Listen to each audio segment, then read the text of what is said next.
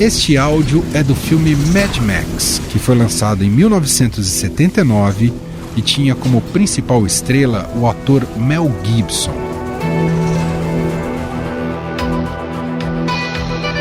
Na película, os personagens vivem em um futuro onde recursos naturais são escassos, como a água, e por diversas vezes enfrentam fenômenos como as tempestades de areia. Nas últimas semanas, a ficção se tornou realidade em algumas cidades do Brasil. O fenômeno já atingiu estados como São Paulo, Minas Gerais, Mato Grosso do Sul, Goiás e Maranhão. E uma nova nuvem de poeira foi registrada no interior de São Paulo neste domingo. As imagens são impressionantes. É possível ver quando a cidade de Catanduva fica coberta pela nuvem escura. Sexta-feira teve em Tupã também, a gente tem visto essas nuvens de poeiras aqui no estado de São Paulo. Isso tem se repetido muito. Embora tempestades como esta sejam registradas em períodos de seca de forma pontual todos os anos, alguns casos recentes, como o da região de Franca e Ribeirão Preto, chamaram a atenção pela proporção, força e frequência. 3 horas da tarde. Olha só como que está o tempo. 3 horas da tarde. Tempestade de poeira. Nossa Senhora, olha.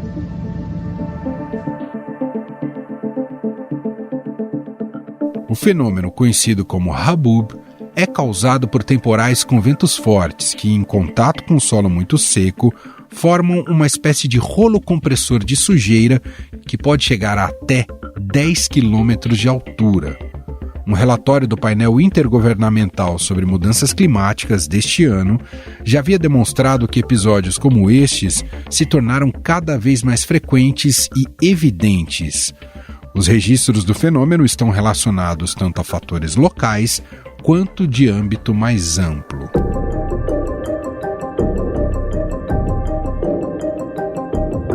Um dos principais fatores é a devastação recorde da Amazônia, cuja evapotranspiração, que é a umidade liberada no ambiente pelas árvores, regula o regime de chuvas de outras partes do país, como a região sudeste. O fenômeno também tem impacto na agricultura. Rajadas de vento afetam ainda mais o solo já castigado pela seca, pois remove as camadas mais superficiais, onde está a maior riqueza de nutrientes e micro-organismos. Um exemplo é uma estimativa da ONU, de 2019, de que a cada 5 segundos o mundo perde uma quantidade de solo equivalente a um campo de futebol, e que neste ritmo, mais de 90% de todos os solos do planeta podem ser degradados até 2050. O mapeamento temático de cobertura vegetal nativa do estado de São Paulo de 2020 aponta que a região atingida é a de pior cobertura vegetal nativa. Em Ribeirão Preto, por exemplo, há apenas 9,2% da original, colocando o município na classe vermelha. Presidente Prudente, que também enfrentou a nuvem de poeira, está em situação semelhante, com 13,3%.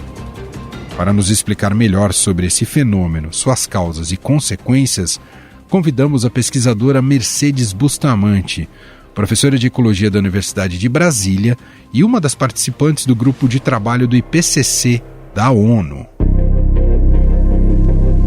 Olá, Mercedes, seja muito bem-vinda aqui mais uma vez. Muito obrigada, Emanuel. Um prazer estar aqui conversando com vocês novamente. Bom, que tipo de alerta é possível identificar com esses fenômenos das nuvens de poeira? O que está acontecendo no Brasil, professora? Emanuel, o que a gente viu com esses fenômenos é a convergência de fatores diferentes, mas que resultaram depois nessas nuvens de poeira, um período de seca muito extremo. Nós tivemos depois esse período de seca afetando extensas áreas que tinham passado ou por queimadas também em decorrência dessa seca, ou áreas já convertidas com pequena cobertura florestal ou cobertura de vegetação que pudesse proteger o solo. E nesse período de transição de estação, a ocorrência de ventos muito fortes. Então, a junção desses 3 fatores resultou, então, nesse fenômeno, né, que nós vimos, que é um fenômeno de erosão do solo, e que levanta, então, essa grande quantidade de sedimentos, de partículas, né, de uma forma realmente bastante impactante. Né? E é algo totalmente isolado? Temos que olhar isso para algo isolado, que está acontecendo apenas neste ano? Sempre acontece ou chama atenção esse ano porque a intensidade foi maior? Manuel, o vento é um fator de erosão, né? É um fator de desgaste do solo, e essas nuvens, né, elas são muito comuns em regiões desérticas ou semidesérticas, né? Esse ano chama atenção efetivamente a intensidade do fenômeno e a região onde ele ocorreu.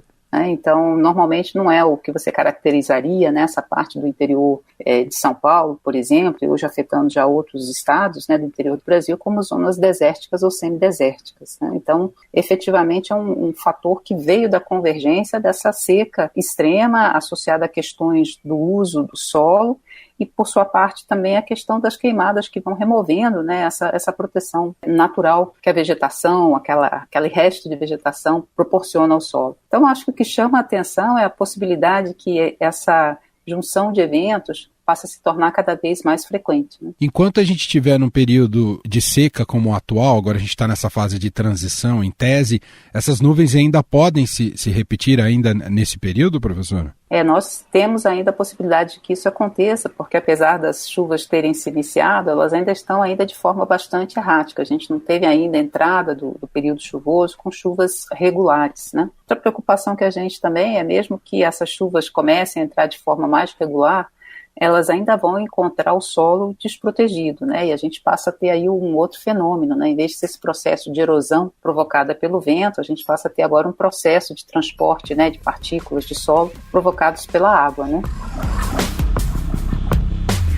E que relação a gente pode estabelecer, professora, com esses fenômenos que estamos observando agora e o tipo de agricultura praticada no país? Eu acho que essa agricultura de larga escala, que implica na conversão de grandes extensões de terra, com pouca permanência de vegetação remanescente. Então, particularmente essa área do interior de São Paulo é uma área que foi bastante desmatada, né? Quando você olha os remanescentes, por exemplo, florestais, as áreas de floresta que permanecem no estado de São Paulo, elas estão mais na porção litorânea do que na porção interior do estado. Então, eu acho que esse modelo, ele já está indicando que ele não vai ser adequado para as condições futuras que nós vamos enfrentar em termos de mudança climática. Então, é preciso rever. Se você tem uma propriedade desmatando quase tudo, a propriedade vizinha seguinte é a soma, né, desses processos que vai alterando a paisagem em uma escala que leva a um fenômeno dessa magnitude. Né? Quer dizer, no certo sentido, o importante seria ter diversificação e maior cobertura vegetal, é isso, Exatamente, professora? Garantir a proteção dos remanescentes de vegetação nativa, recuperar aqueles que foram desmatados ou degradados indevidamente.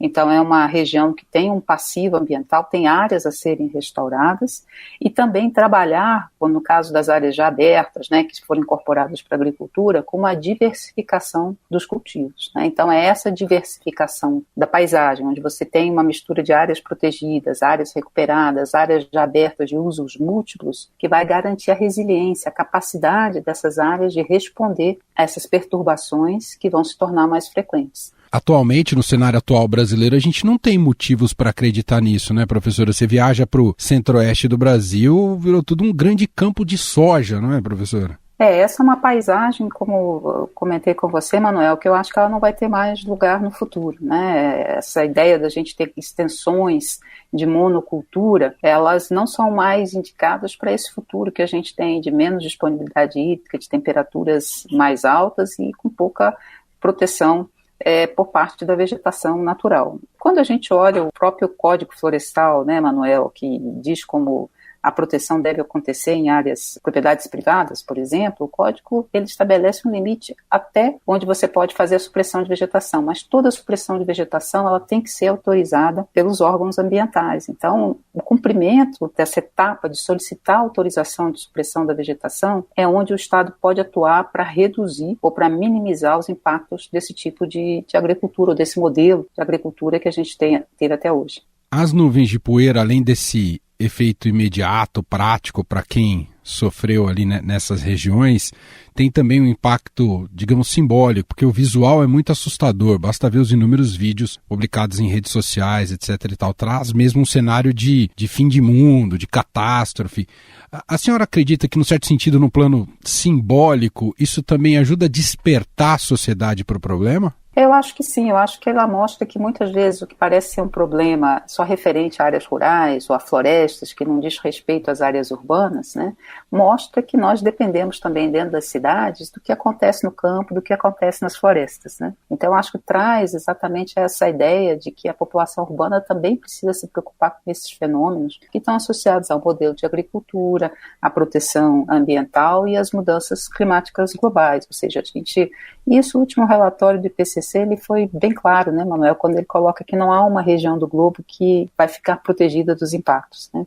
Então tem que ser realmente uma preocupação de todos, e a gente viu nesses casos especificamente que o nível de preparação das cidades ele não é adequado, né? A gente não teve uma capacidade de resposta de fazer uma certa previsão de que isso poderia acontecer. As cidades, a população, as autoridades, elas foram pegas de surpresa, basicamente, nesses casos, né?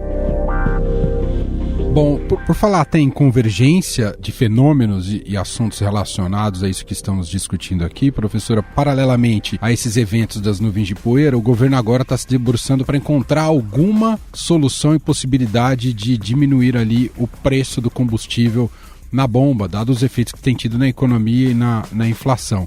Mas na prática, a longo prazo, a gente continua alimentando a ideia de que precisa privilegiar os combustíveis fósseis. E aí a gente entra nesse paradoxo, se assusta com as nuvens de poeira, mas não parece estar disposto a diminuir a emissão de carbono no país. O Brasil ainda tem dificuldades de assumir para valer uma agenda ambiental robusta? Eu acho que essa agenda ambiental robusta, Manuel, ela tem que envolver setores que precisam de um planejamento muito adequado de longo prazo, que é a questão de infraestrutura e a questão do setor de energia. São dois pontos onde o Brasil, infelizmente, não tem feito esse dever de casa, né? Então, quando você olha todas as reuniões preparatórias para a conferência das partes, né, da Convenção do Clima, nas próximas semanas em Glasgow, a discussão é essa, como é que a gente sai dos combustíveis fósseis e faz essa transformação importante na energia. E essa era a discussão que nós devíamos estar tendo no Brasil. Realmente o mundo está voltado a estratégias de como se independizar ou reduzir a dependência dos combustíveis fósseis. Então a gente não pode caminhar na contramão disso. Agora, isso implica também numa adequação da infraestrutura, implica numa adequação da indústria, de vários setores importantes da economia que hoje deveriam estar debruçados sobre esse planejamento e como a gente vai minimizar o impacto dessa transformação na população mais pobre, mais carente, que já sente, como você colocou, os impactos, por exemplo, do aumento, né, do custo de energia. Bom, para a gente finalizar, professora, a senhora até citou, né, a Conferência do Clima. Qual é a expectativa da senhora em relação à participação do Brasil nessa conferência? Eu acho que infelizmente a gente chega nessa conferência, Emanuel, com um histórico não muito bom, né? Eu acho que a gente chega... com pouca coisa para defender, né? Exato. Eu acho que a gente, nos últimos anos, né, nós tivemos aí uma derrocada de várias vitórias, né, que nós tínhamos no controle do desmatamento, no estabelecimento de uma agenda socioambiental, no quesito de participação da sociedade civil na governança ambiental do Brasil, e houve aí um retrocesso muito grande dos órgãos também, né, do apoio aos órgãos de fiscalização, de implementação de políticas, né, e isso é uma questão que hoje é clara para o mundo inteiro. Então acho que o Brasil já chega, infelizmente, com esse cartão de visitas que não é favorável. Agora, da mesma forma como a gente discutiu no relatório do IPCC, que cada tonelada de carbono conta, cada esforço conta, ainda que tardio, se houver, né, a vontade política, né, um esforço para reverter esses últimos 3 anos de retrocesso seria muito bem-vindo. Um esforço real, sincero, né, e eficiente. Nós ouvimos a pesquisadora Mercedes Bustamante, professora de Ecologia da Universidade de Brasília e uma das participantes do grupo de trabalho do IPCC da ONU. Muito obrigado mais uma vez por atender aqui a nossa reportagem, professora. Eu é que agradeço, Manuel. Novamente um prazer.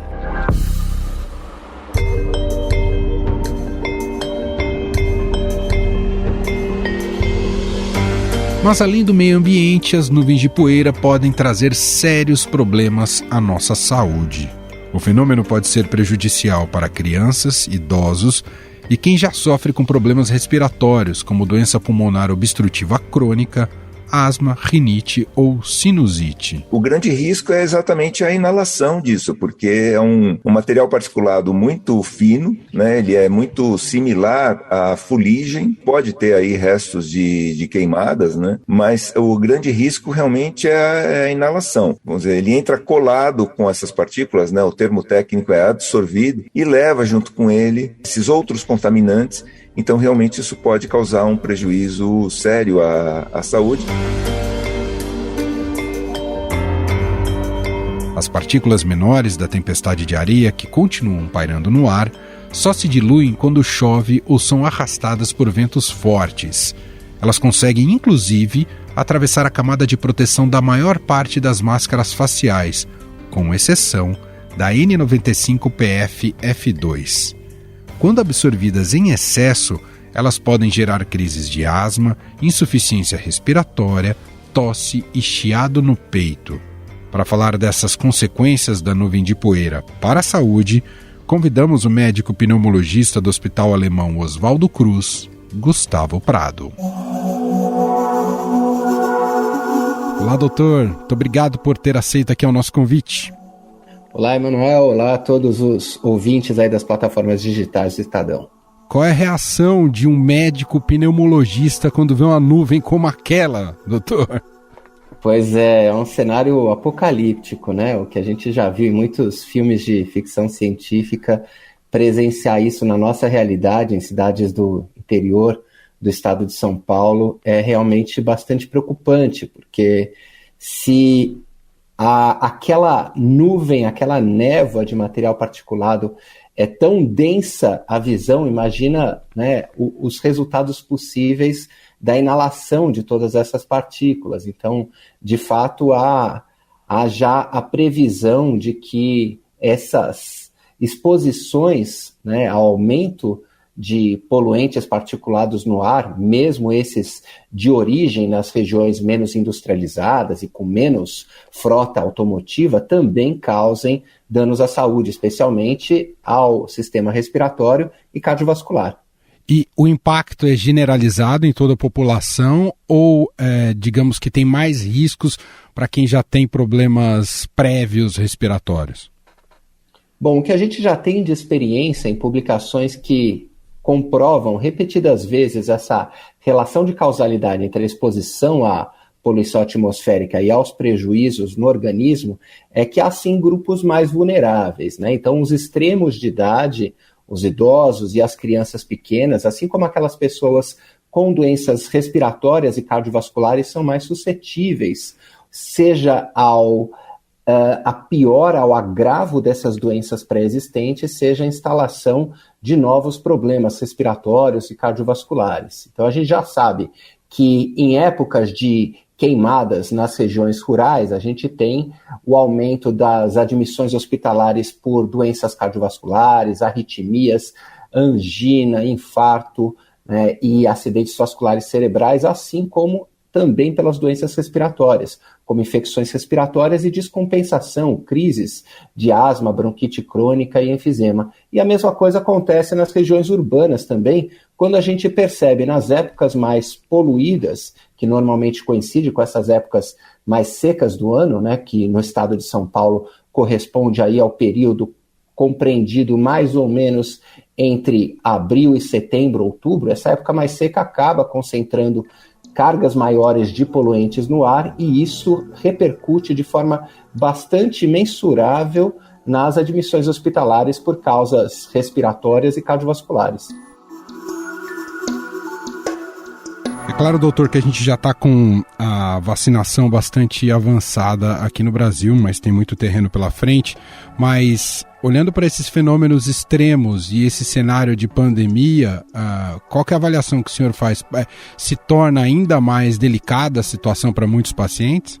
Certamente sim, né? A gente tem uma coincidência de fenômenos climáticos extremamente prejudiciais, né? Então, essas grandes secas muito prolongadas aumentam a ocorrência de queimadas naturais e aumentam a extensão e a duração de queimadas provocadas pelo homem, além do que, né, os terrenos descobertos de vegetação, exatamente pela ação do homem, nessas épocas mais secas, ficam mais sujeitos a essa ressuspensão pelo vento, né, da poeira e de partículas do solo.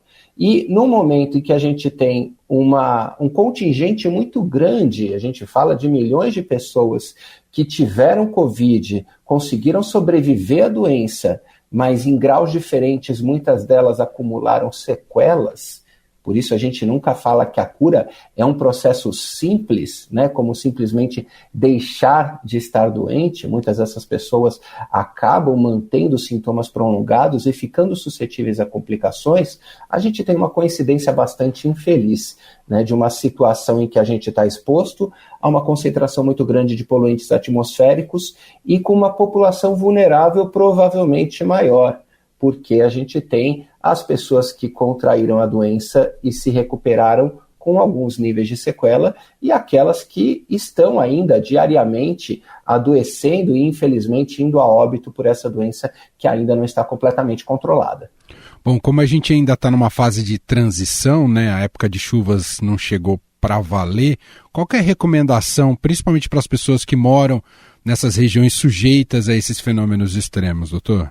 Realmente, toda vez que a gente fala em medidas, né, de redução do risco de complicações pela exposição à poluição, é uma situação muito injusta, porque é muito difícil depositar sobre cada uma das pessoas as estratégias de redução de exposição, porque você não vai deixar de respirar, né? Mas o que a gente pode adotar como estratégia? Nas áreas urbanas, a gente sabe que, por exemplo, a poluição atmosférica ela é maior nas horas do dia em que existe maior concentração de veículo na rua, né? As horas de saída e de chegada do trabalho no começo e no final do dia e na hora do almoço. Além do que, naquelas horas de maior insolação também existe maior formação de alguns poluentes secundários, como, por exemplo, o ozônio. Então, o que a gente recomenda nas áreas urbanas é evitar aquela prática de atividade física em local aberto durante as horas de maior concentração de poluente. Do mesmo jeito que o surfista olha a tábua de maré para ver se vai dar onda e não vai dar onda e qual é o melhor horário, né? As pessoas que praticam esporte ao ar livre no ambiente urbano devem preferencialmente escolher os horários de menor concentração de poluente. E também evitar aquelas vias de grande tráfego, né? Por exemplo, em vez de correr numa grande avenida cheia de carros, por mais que ali tenha uma ciclovia, uma ciclofaixa que garanta uma proteção, né, uma integridade física para o praticante de atividade física, o ideal é dar preferência para vias secundárias, para ruas locais, porque a concentração de poluente é menor. E quando a gente fala das zonas urbanas, né, das zonas rurais, por outro lado, a gente tem que esses aumentos da concentração de poluente, eles são muito mais atribuíveis às ações humanas de, por exemplo, queimadas e à movimentação atmosférica com essas correntes de vento nos períodos mais secos. Então, se a gente não pode e não deve deixar de respirar, a gente deve também estar atento ao comportamento dessas variáveis, aos dias mais secos e com maior concentração por ressuspensão de material sedimentado na atmosfera, evitar a prática de atividade física em local aberto, né, nesses horários de maior concentração, nesses dias de maior concentração. Então é muito difícil a gente entregar ao indivíduo a proteção, já que, do ponto de vista coletivo, a gente só vai conseguir isso através de medidas regulatórias que monitorem produção, que monitorem qualidade de combustível, que incentivem transportes coletivos no lugar de transportes individuais por veículos movidos a combustão, que regulem a atividade industrial, que proíbam e vigiem as queimadas, né, que controlem o desmatamento, porque as áreas descobertas são grandes áreas de ressuspensão de material particulado.